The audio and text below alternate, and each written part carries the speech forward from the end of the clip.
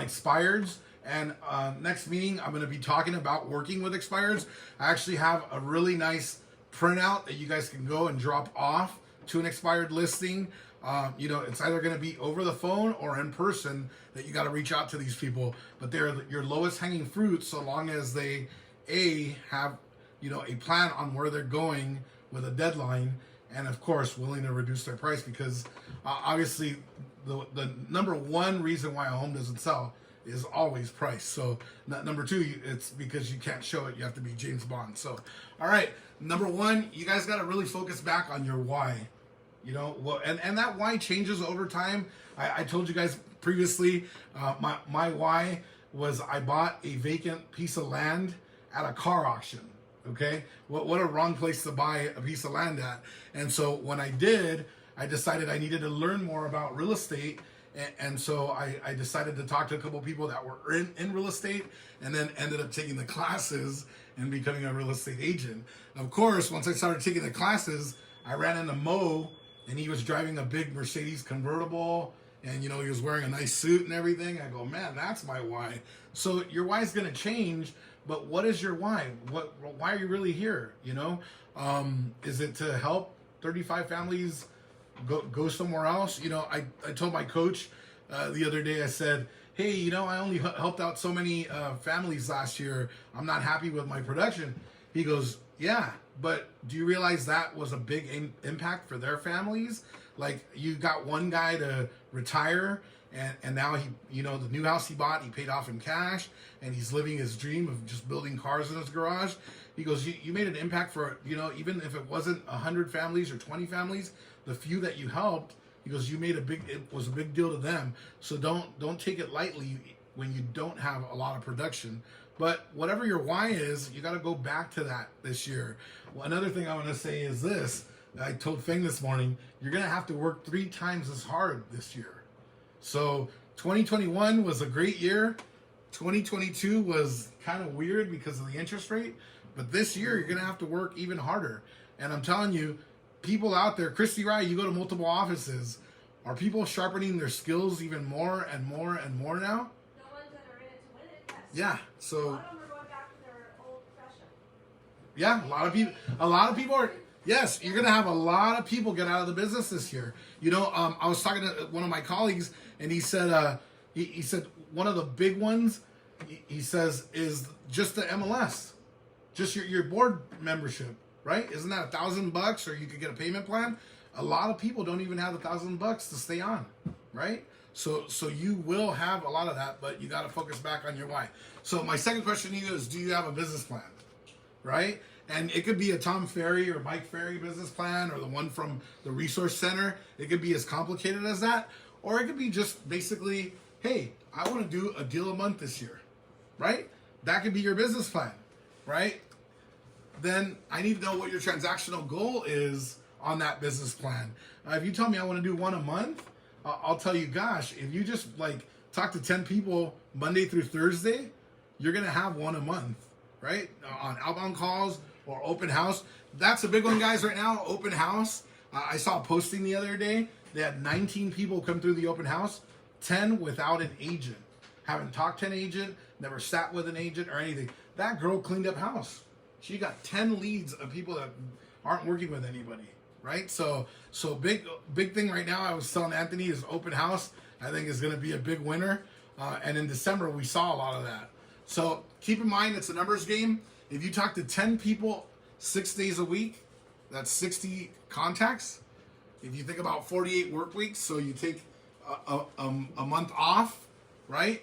That's 2,880 contacts. 1% of that, if you're looking at the numbers, could lead to 29 transactions. And, you know, our average commission right now, I'm going to say, is probably 18,000 gross, right? So you're going to get closer to like 500 grand if you're talking to that kind of people, right? My question to you is, how many people did you talk to yesterday, right? You know, before you leave the business plan part of it, Yeah. I think this whole thing with the business plan, but Yeah. you know, you've got to. One thing I did when I was getting started was never took a day off. Only time I had any time for anything else is when something broke or was an emergency. So when you're making a business plan that you can stick to and work week in and week out, you got to have a plan in there for some time off. And my days off would be, at the time I was single, was doing the laundry, mowing the yard, going to the grocery store, and then the next day I'm back to work. That's not a day off. You know what I'm saying? Yeah. The other one that you don't want to forget about is your family and your friends and spiritual. So when you're making a business plan, it's got to get the work in there, but you got to get the whole picture so it works. Yeah. That's the main thing, is that you've got a plan that's going to work throughout the year instead of for a couple months. Yes. No, absolutely. The next part is, what will you do? So, there's various things or methods of prospecting. The question is, what will you do? If you told me I'm going to do an open house 5 days a week, I'm like, do it, right? Like, that's fine. Somebody would call that non-proactive. They call that passive prospecting. But you know what?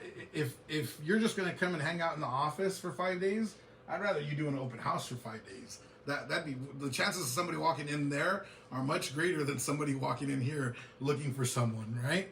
So you got to decide what you like, not what you love. Because I'll tell you, I kind of think I love open houses, but I would much rather be having a beer on Saturday at noon, right? Than than doing an open house. But you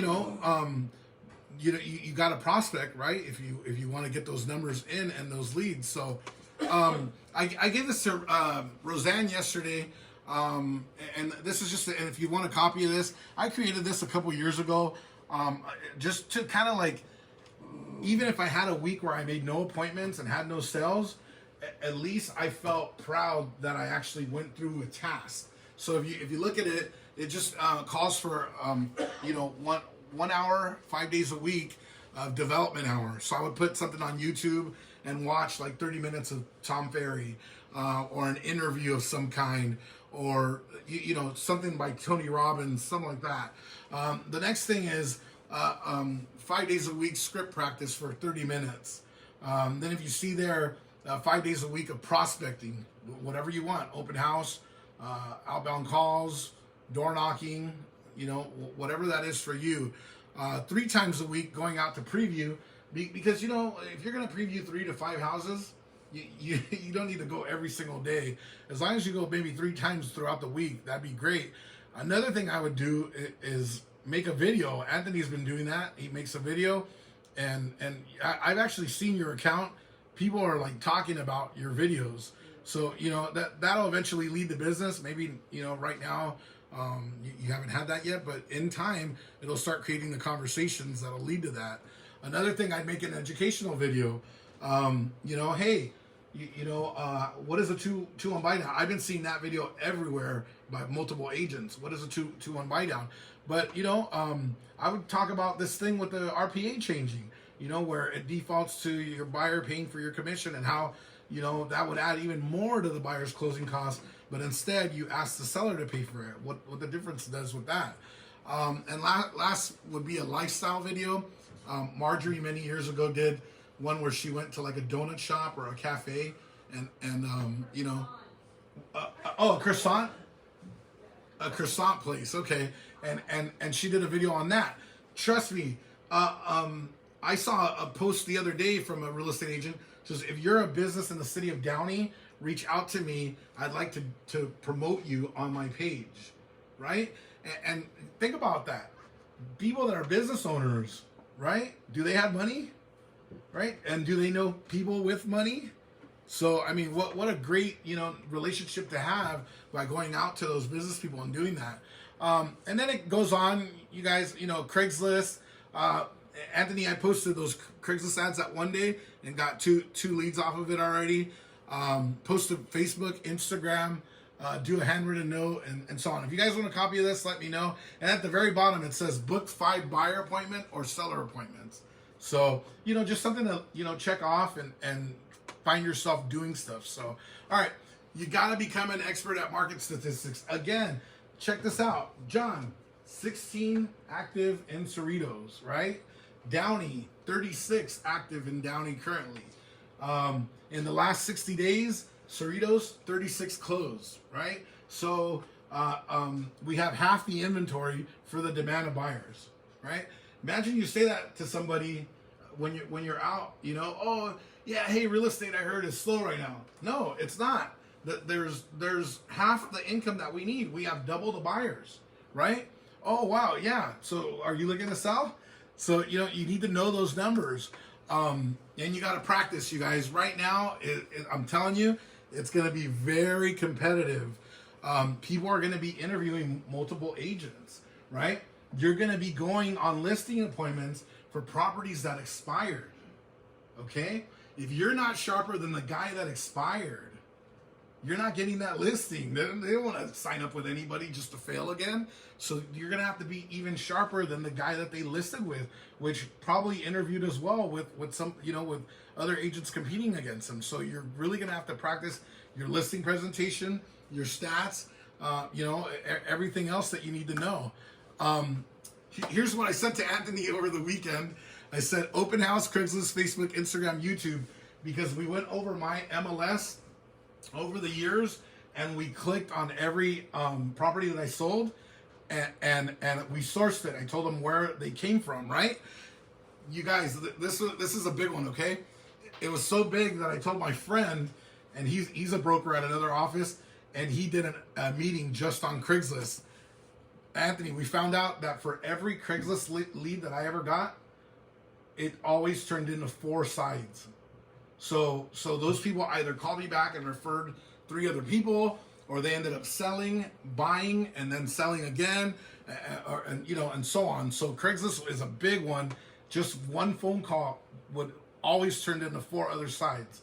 So that's a huge one. But these are the things that have worked for me: open house, Craigslist, Facebook, Instagram, and YouTube. So keep those in mind if you want to use those. Ted Turner said, "Early to bed, early to rise, work like hell, and advertise." You guys, I got the CYPRESS newsletter for West Cypress residents, and there's only 2 real estate ads in it. Can anybody guess who the first ad and biggest ad was?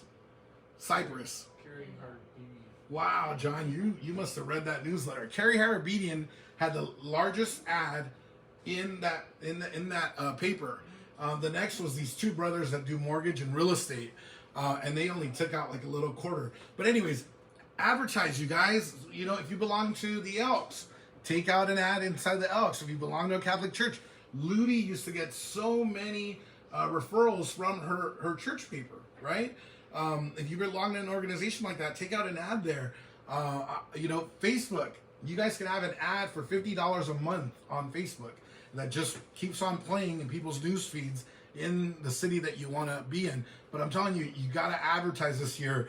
I was watching a video yesterday of this guy that's really successful in real estate down in the Inland Empire, and he says he didn't make his first million until his 7th year in the business, and he says that the reason why is he was always afraid to reinvest money into his business. And I tell a lot of my friends this. I go, you know, why am I not afraid to lose $4,000 in Vegas? But I don't want to spend $4,000 on an ad, right? Like I'm always like, oh, that might not work, you know. Why? So I'm really pushing that we do advertise this year, you guys. It's really something that you're gonna need. And number 9, send a quarterly home activity report. I think I double numbered those. Send a quarterly home activity report. I think I shared that with you guys. You know, in your retirement, you know, you get a quarterly report of how your investments are doing, your retirement accounts, and so on. Why not send one for your own clients on their home and show them what's going on, right? And last but not least, yeah. You know, with that last one, how many of you guys are doing that? How many of you send your past clients an evaluation of what's going on in their neighborhood? Yeah. So I thought, and you know what? You set it up one time in the MLS. Did I miss somebody? Oh, no. You set it up one time in the MLS. It's Yeah. going to take you like 2 minutes, I think, if that. Okay. To set it up, right? To put in their home information, and the computer does the stuff, sends it out for you on your behalf, and it's giving them comparable sales that have closed that are similar in size and bedroom count, what have you, to their home. Have you ever been out to a restaurant and overhear somebody's conversation? They're talking about real estate, what their home is worth. You ever have that when you're out eating? Yeah. People talking about real estate all the time. So they're real interested in the home values when it's like their biggest investment. I'm just saying something like that to your past clients is huge, or your friends, or your family. I know my sister loves that stuff when she can even pass outs. You know, when you do a pass out, but to be able to have them automatically do it and you don't have to touch it anymore. Come on. Ashton Gustafson, guys, if you remember him from Texas, that Bruce was brought to speak to us, he says as soon as he closes, he does an auto search, right, for his client that just closed, active, pending, coming soon, active, under contract, closed, for that like immediate area where his clients moved to, and then he just defaults it to maybe like once a week, because otherwise it'll send it every day, right? And he does that, and they love it. Right, because they get to see, oh, a new listing. Oh, that house is coming on the market soon. Oh, wow, you know, this is what that one closed for. So that's something to do. The other part that I'm talking about is actually sending like a write-up with a printout of their current value, and you guys could just hit the APN and hit print, and it prints out those 2 pages of, you know, their information and what the AVM is. You could highlight that and then do a write-up.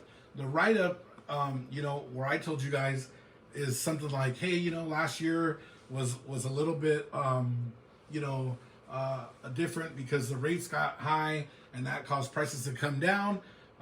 Hey, I was thinking this coming year, I'd like to help all my clients build wealth by starting a real estate portfolio. I'll be reaching out to you a little bit later in the first quarter and talking to you about building wealth through real estate by having a real estate portfolio. You know, something like that, right? And I think Marjorie's got like a newsletter that she's doing, but it's a monthly newsletter, but it does talk to, you know, those key points as well. So something to keep up. But last but not least, you guys, consistency is key. You know, if you do an open house one weekend and then you don't do one for the rest of the month, then, you know, you're not really going to get any results. You do have to go out there, like John said, especially if you're trying to make something really happen this year. You're gonna really have to work 7 days. And I know I joke around. I tell you guys I got into real estate for 2 reasons: to make a lot of money and work a lot less. So far I mastered the second one, not the first one. But yeah, you're gonna have to work a lot this year, you guys. So anyways, next week we will talk about working with expireds and things to hand them out and how to reach them. So please make sure to come back for that. All right, thank you very much.